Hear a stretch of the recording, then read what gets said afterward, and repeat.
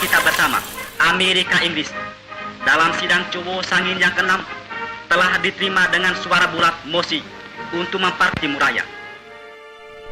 Pada tahun 1944, di tengah Perang Dunia II, posisi Jepang yang menduduki Indonesia mulai terdesak dalam Perang Asia Timur Raya melawan Sekutu.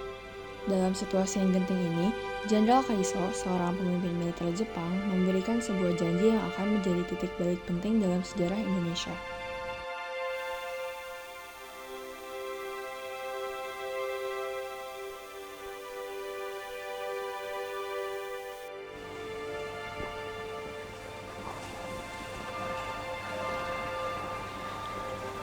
Selamat datang, silakan duduk. Kami menyadari bahwa rakyat Indonesia telah berjuang lama untuk kebebasan. Jepang mengakui semangat juang dan cita-cita kalian untuk merdeka. Kami menghargai itu. Hari ini, saya ingin menyampaikan sesuatu yang sangat penting. Kami mendengarkan, Jenderal. Pemerintah Jepang telah memutuskan untuk memberikan janji kepada Indonesia pada waktu yang nanti, saat perang ini berakhir dan kemenangan diraih. Jepang pun mengakui dan mendukung kemerdekaan Indonesia. Kami menghargai keputusan ini, Jenderal. Kami, selaku bangsa Indonesia, telah lama menanti kebebasan. Kami membutuhkan dukungan kalian untuk mempertahankan wilayah ini dari serangan sekutu. Kami berharap rakyat Indonesia akan terus bekerja sama dengan Jepang sampai tiba saatnya kemerdekaan itu terwujud. Kami akan melakukan yang terbaik. Janji ini akan menjadi semangat bagi kami untuk terus berjuang. Maka mari kita berjanji untuk saling mendukung dalam mencapai tujuan bersama ini.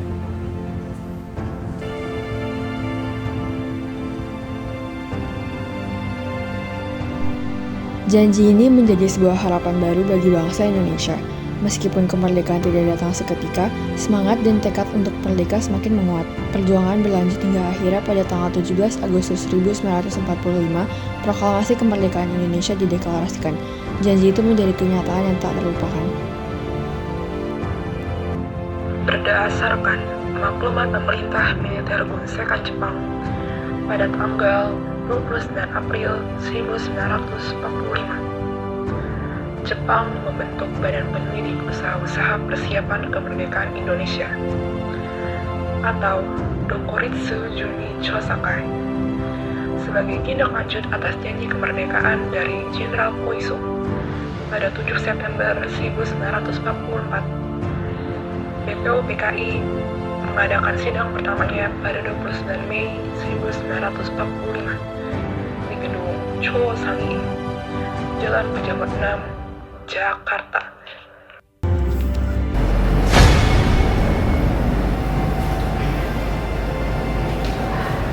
Assalamualaikum warahmatullahi wabarakatuh. Waalaikumsalam warahmatullahi wabarakatuh. Persilakan dulu.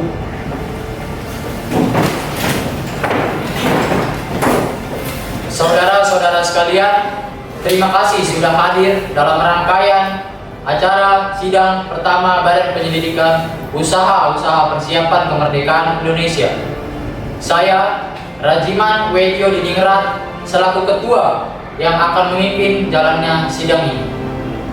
Selanjutnya, untuk Saudara Isi Bang Ase, persilakan sebagai perwakilan dari Dai Nippon untuk menyampaikan sambutannya. Saya terima kasih untuk kesempatan yang telah diberikan. Pemerintah militer Jepang mendukung sepenuhnya upaya bangsa Indonesia dalam mempersiapkan kemerdekaan. Oleh karena itu, saya berharap sidang ini dapat berjalan dengan lancar dan dapat menghasilkan rumusan yang menjadi landasan kuat bagi berdirinya sebuah negara merdeka. Saudara-saudara sekalian, sebagaimana kita ketahui bahwa bangsa kita sedang berjuang untuk mencapai kemerdekaan. Untuk itu, saya ingin mengundang saudara yang hadir di sini untuk berpikir dan berdiskusi mengenai rumusan dasar dan bentuk negara yang akan kita bangun ini. Jadi, saya ingin mendengar pendapat dari semua saudara sini, apakah negara kita akan berbentuk republik, kerajaan, atau bentuk lain yang sesuai dengan kepribadian bangsa kita. Kemudian, apa dasar filosofi yang menjadi pedoman bagi kehidupan bangsa kita? saya punya usulan mengenai dasar negara kita. Menurut saya, ada 5 asas penting yang perlu dipertimbangkan dalam rumusan negara kita. 1. Pri kebangsaan. 2. Pri kemanusiaan. 3. Pri ketuhanan. 4. Pri kerakyatan. 5. Kesejahteraan rakyat. Asas-asas ini menurut saya penting untuk membangun suatu negara menjadi kuat dan kokoh. Jika saya boleh menambahkan, saya ingin menekankan pentingnya persatuan dan kesatuan bangsa. Dalam konsep negara integralistik, kita harus memikirkan negara suatu kesatuan yang utuh. Tidak ada perpecahan antara golongan satu dengan golongan lainnya. Saya setuju dengan pandangan tentang ketuhanan yang Maha Esa. Dasar negara kita mencerminkan bahwa bangsa Indonesia beriman dan bertakwa kepada ketuhanan yang Maha Esa. Saudara-saudara sekalian, usulan yang telah disampaikan sudah sangat baik, namun kita perlu memikirkan bagaimana cara menyatukan semua pandangan ini menjadi satu kesatuan dasar negara yang dapat diterima oleh semua pihak. Saya setuju, Bung Hatta. Negara kita harus mencakup semua aspek kehidupan bangsa. Negara ini harus menjamin kebebasan individu, tapi juga harus memastikan kesejahteraan sosial. Negara kita harus demokrasi, di mana rakyat memiliki suara dan peran dalam pemerintahan. Dalam negara integralistik yang saya sebutkan, negara tidak hanya sebagai alat untuk mencapai tujuan politik, tetapi juga sebagai alat untuk mencapai kesejahteraan sosial.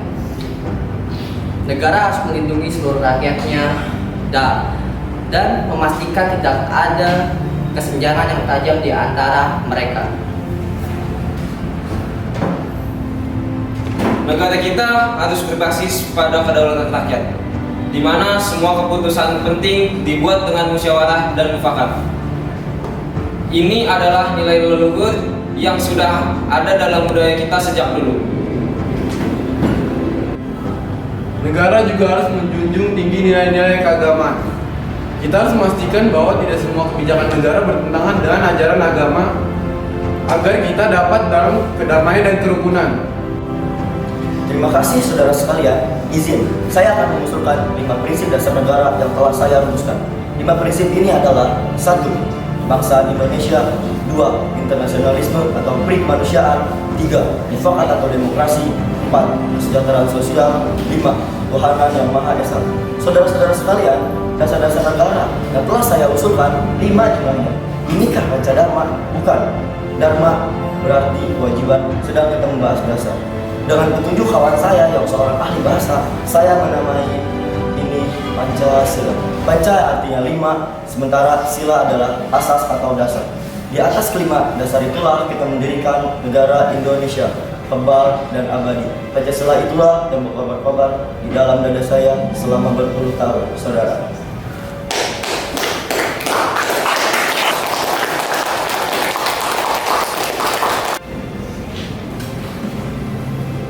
Terima kasih atas pandangan-pandangan yang telah disampaikan.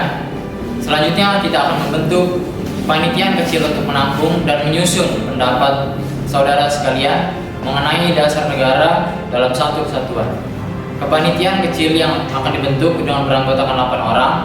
Saudara yang akan tergabung dalam panitia 8 adalah 1. Insinyur Soekarno, 2. Sutarjo, 3. Muhammad Hatta, 4. Muhammad Yamin, 5. Kiai Haji Abdul Wahid, 6. Oto Iskandar Dinata, 7. Maramis, 8. Ki Bagus Hardikusumo. Kita akan menyusun panitia kecil yang beranggotakan 9 orang. Dan kelompok ini akan disebut sebagai panitia 9. Berikut nama-nama saudara yang akan tergabung dalam kelompok ini. Pertama, Insinyur Soekarno. Kedua, Muhammad Yamin. Ketiga, Muhammad Hatta. Keempat, Maramis. Kelima, Habib Kusno. Keenam, Ahmad Subarjo. Ketujuh, Kiai Haji Wahid Hasim. Kedelapan, Kiai Haji Agus Salim. Dan kesembilan, Abdul Kahar. Panitia 9 ini diharapkan dapat merumuskan dasar negara dengan menyusun pendapat-pendapat anggota sebagai hasil dari sidang pertama ini.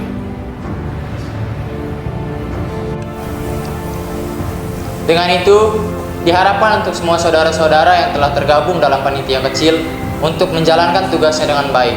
Saya mengucapkan terima kasih atas partisipasi saudara-saudara yang sudah mengikuti dalam sidang BPU PKI pertama ini. Dengan ini, sidang resmi ditutup.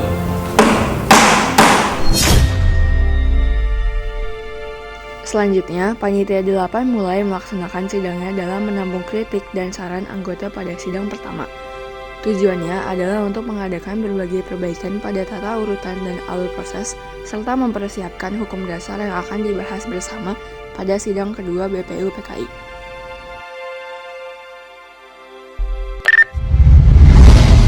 Saudara-saudara sekalian, hari ini kita berkumpul untuk membahas hukum dasar dan beberapa usul dari anggota pada sidang hari ini. Kita harus bekerja keras dengan penuh kebijaksanaan agar hukum dasar ini dapat memenuhi kebutuhan rakyat Indonesia. Silakan Bung Hatta memulai. Terima kasih Bung Karno. Saudara-saudara sekalian, hukum dasar yang berupa rancangan undang-undang ini harus mencakup semua aspek kehidupan berbangsa dan bernegara, mulai dari hak-hak warga negara hingga struktur pemerintahan. Saya berharap kita dapat membuat kesepakatan yang terbaik untuk negara kita. Oleh karena itu, saya persilakan saudara-saudara sekalian untuk memberikan pendapat. Agar kita mengadopsi sistem demokrasi dengan pembagian kekuasaan yang jelas antara eksekutif, legislatif, dan yudikatif. Dan tentunya kita harus memastikan bahwa setiap kebijakan negara tidak bertentangan dengan ajaran agama. Nilai-nilai ketuhanan harus tercermin dalam konstitusi kita. Tetapi kita juga perlu menjamin kebebasan beragama dan pelaksanaan ajaran dalam negara kita. Ini penting agar semua golongan dapat terwakili. Menurut saya, kita mesti memastikan bahwa hak-hak warga negara kita terlindungi dalam konstitusi ini. Hak asasi manusia mesti kita terapkan dalam UUD kita.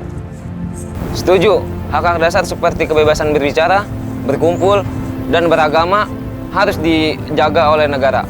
Ini adalah fondasi demokrasi yang kita inginkan. Selain itu, kita juga perlu mempertimbangkan masalah kesejahteraan sosial. Negara harus bertanggung jawab untuk memastikan kesejahteraan seluruh rakyatnya. Betul, kesejahteraan sosial harus menjadi salah satu pilar utama dalam konstitusi kita. Negara harus menjamin keadilan sosial bagi seluruh rakyat Indonesia. Kita juga perlu merumuskan pasal-pasal yang mengatur tentang pendidikan dan kesehatan. Warga negara berhak atas pendidikan yang layak dan layanan kesehatan yang memadai. Dan jangan lupa tentang perlindungan hak-hak pekerja. Kita harus memastikan bahwa pekerja memiliki hak-hak yang dilindungi oleh negara. Jangan lupa untuk memastikan bahwa perempuan dan anak-anak akan mendapatkan perlindungan yang memadai dalam konstitusi ini. Baik, semua usulan akan saya catat dalam draft rancangan Undang-Undang Dasar. Selanjutnya, kita perlu bekerja sama dengan baik agar semua aspek dapat terwakili dengan sempurna. Baiklah, terima kasih atas usul dan masukan-masukannya, saudara-saudara sekalian. Setiap pendapat akan kita pertimbangkan dengan seksama. Kita juga harus memastikan bahwa konstitusi ini dapat mencerminkan semangat persatuan dan keadilan bagi seluruh rakyat Indonesia.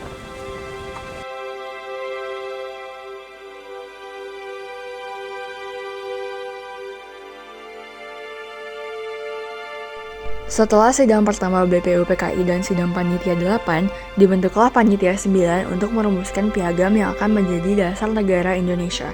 Panitia ini mengadakan sidang pada tanggal 22 Juni 1945 dan menghasilkan Piagam Jakarta.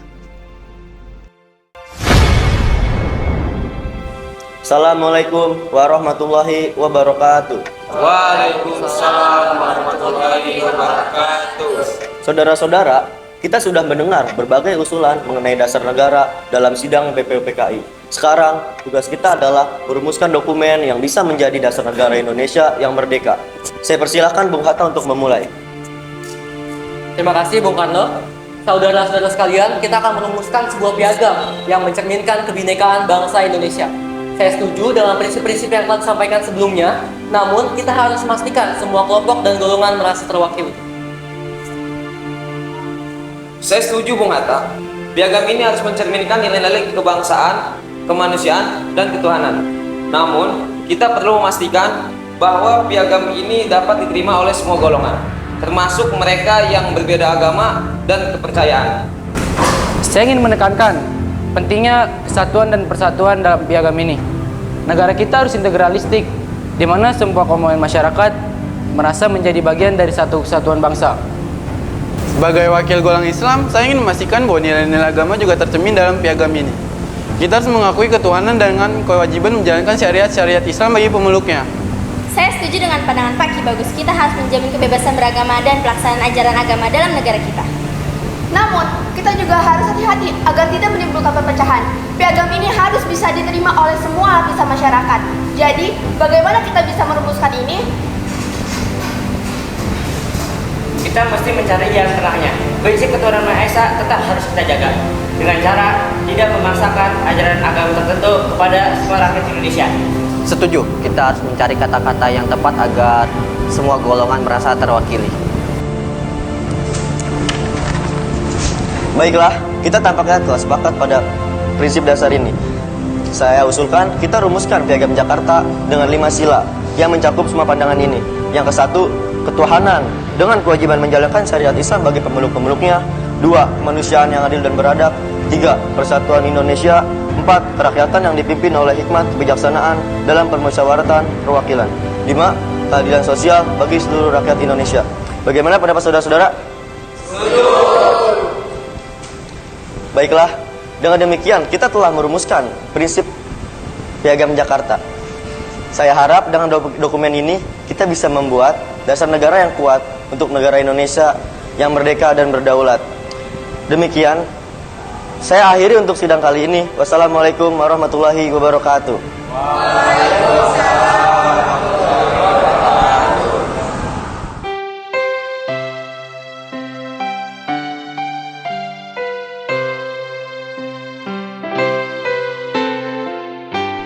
Demikianlah Panitia 9 berhasil merumuskan Piagam Jakarta yang menjadi cikal bakal dasar negara Indonesia.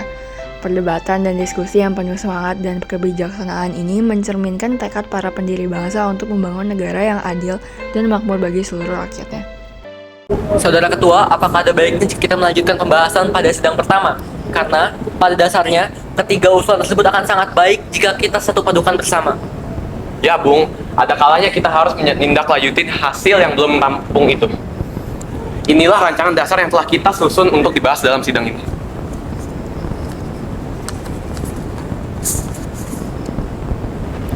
Baiklah saudara-saudara, mari kita menyelesaikan apa yang sudah kita lakukan kemarin.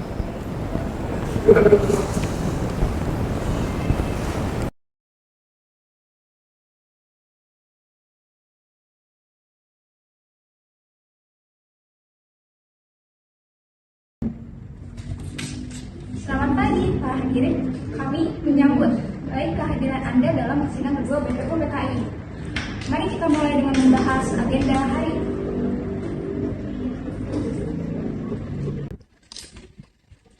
Baik, saudara-saudara sekalian, pada sidang kali ini kita akan membahas mengenai lanjutan rumusan dasar negara. Pada sidang pertama, kita telah menyepakati Pancasila sebagai dasar negara Indonesia yang akan merdeka. Kini, saatnya kita membahas lebih lanjut mengenai isi dan makna dari kelima sila Pancasila tersebut. Sebetulnya, apa yang menjadi pertimbangan saudara dalam mengusulkan Pancasila? Pancasila bukan hanya sekedar filsafat, tetapi juga sebagai landasan bagi kehidupan berbangsa dan bernegara. Namun, kita harus memastikan bahwa agama juga mempunyai tempat yang layak dalam negara kita. Saya setuju dan juga memastikan bahwa Pancasila tetap relevan dengan nilai-nilai lokal di berbagai daerah Indonesia.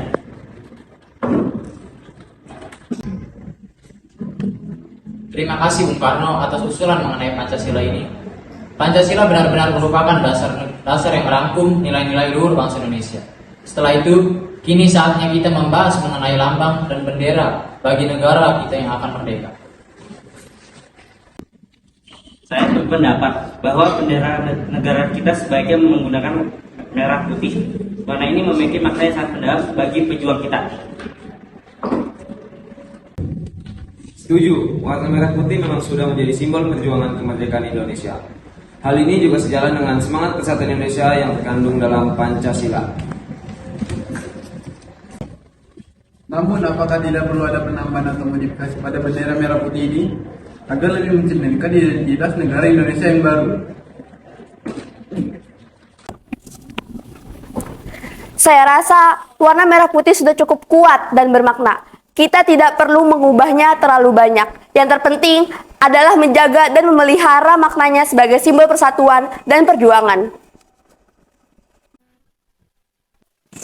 Saudara-saudara, tampaknya kita sepakat untuk menggunakan warna dasar merah putih pada bendera negara. Seperti lambang negara, setelah kita sepakat mengenai bendera merah putih dengan Garuda Pancasila.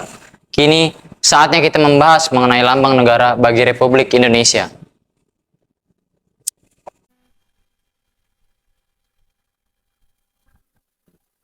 Garuda sebagai lambang negara kita. Garuda adalah makhluk mitologis yang kuat dan bermartabat, sesuai dengan semangat kebangsaan Indonesia.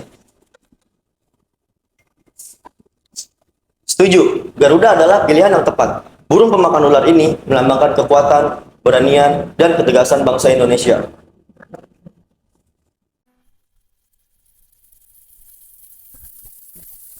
Tersebut sangatlah menarik. Marilah kita bahas lebih lanjut mengenai kemungkinan lambang yang dapat menggambarkan kelima Pancasila. Saudara-saudara, menurut saya lambang Garuda ini dapat ditambahkan dengan elemen-elemen yang mewakili kelima sila pada Pancasila. Misalnya, burung Garuda dapat dibuat dengan memegang perisai yang di dalamnya terdapat lambang-lambang yang mewakili kelima sila pada Pancasila. Jadi yang bagus. Dengan demikian, lambang negara kita akan menjadi simbol yang komprehensif, mencerminkan identitas dan semangat Pancasila. Baiklah saudara-saudara, tampaknya kita telah mencapai kesepakatan untuk menetapkan Garuda dengan perisai Pancasila sebagai lambang resmi negara Republik Indonesia. Kini saatnya kita membahas mengenai sistem pemerintahan yang akan diterapkan di negara Indonesia merdeka. Saya berpendapat bahwa sistem pemerintahan yang paling sesuai adalah presidensial. Dengan sistem ini, kekuasaan khusus berada di tangan seorang presiden yang dipilih secara langsung oleh rakyat. Saya khawatir sistem pemerintahan presidensial dapat menimbulkan potensi tirani dari seorang presiden. Oleh karena itu, kita perlu memastikan adanya sistem peradilan yang kuat antara cabang-cabang kekuasaan. Bagaimana jika kita menerapkan sistem parlementer, di mana Perdana Menteri sebagai kepala pemerintahan bertanggung jawab kepada parlemen yang dipilih rakyat? Saya rasa sistem parlementer juga memiliki kelemahan, yaitu dapat menimbulkan ketidakstabilan pemerintahan akibat pergantian kabinet yang terlalu sering. Saudara-saudara, tampaknya kita belum mencapai kesepakatan bulat mengenai sistem pemerintahan yang paling tepat. Marilah kita bahas lebih lanjut untuk menemukan solusi terbaik. Saya berpendapat sebaiknya kita menerapkan sistem pemerintahan yang dapat mengakomodasi prinsip-prinsip Pancasila, khususnya kerakyatan dan musyawarah, sistem yang memberi ruang bagi partisipasi rakyat secara luas. Betul, kita perlu merumuskan sistem yang unik, yang mencerminkan karakter bangsa Indonesia, bukan hanya sekedar meniru sistem barat ataupun sistem bangsa lainnya. Saudara-saudara, saya rasa kita telah mencapai kemajuan dalam diskusi ini. Namun, sistem pemerintahan presidensial mungkin lebih cocok untuk kita, mengingat kondisi dan budaya Indonesia yang beragam. Kita harus bersatu dan berjuang bersama untuk membangun Indonesia yang merdeka dan adil bagi semua rakyatnya. Betul sekali, dan kita juga tidak boleh melupakan perlunya menjamin hak-hak sosial dan ekonomi bagi rakyat kita. Kemerdekaan tidak hanya tentang politik, tetapi juga tentang keadilan sosial bagi seluruh lapisan masyarakat. Selain itu, Bung, kita perlu memperhatikan keragaman suku dan budaya yang ada di Indonesia dalam merumuskan negara kita yang baru ini. Kemerdekaan yang kita idamkan haruslah mencakup semua aspek kehidupan masyarakat Indonesia tanpa membedakan ras, suku, agama, dan budaya.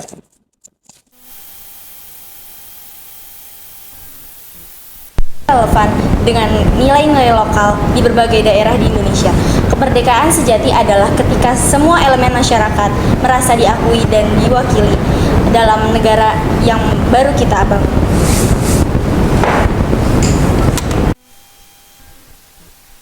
Saudara-saudara, kita telah mencapai kesepakatan akhir.